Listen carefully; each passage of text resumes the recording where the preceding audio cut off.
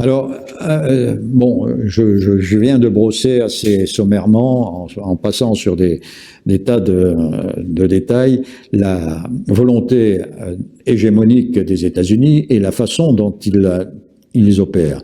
Mais il y a bien d'autres façons pour eux d'agir. Il y a les manipulations, les mensonges, les trahisons. Un exemple, c'est en juin 45. Juin 45, ça vous dit quelque chose, c'est le bombardement du Japon, Nagasaki, Hiroshima et Nagasaki. Alors, là c'est vraiment du mensonge, du mensonge. L'empereur du Japon et son entourage étaient convaincus que la guerre était perdue et qu'il fallait négocier. Les Américains savaient que l'armée de terre japonaise était détruite à 90%, qu'il n'y avait plus de marine et que l'armée de l'air était incapable de faire décoller le moindre avion. La conquête terrestre par l'île de Kyushu au sud aurait coûté, selon les analystes de l'époque les plus pertinents, à peu près 20 000 morts. Ce n'était rien par rapport aux millions de soldats et de civils morts pendant cette guerre.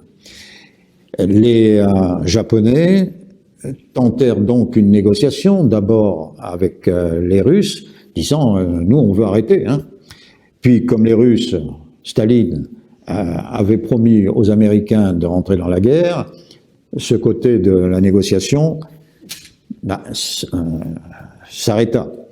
Ils le firent avec le Vatican, avec la Suisse.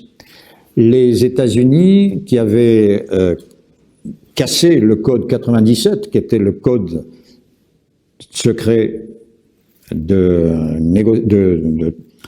d'échange entre le Japon et les ambassades à l'extérieur, savaient parfaitement où en était le Japon.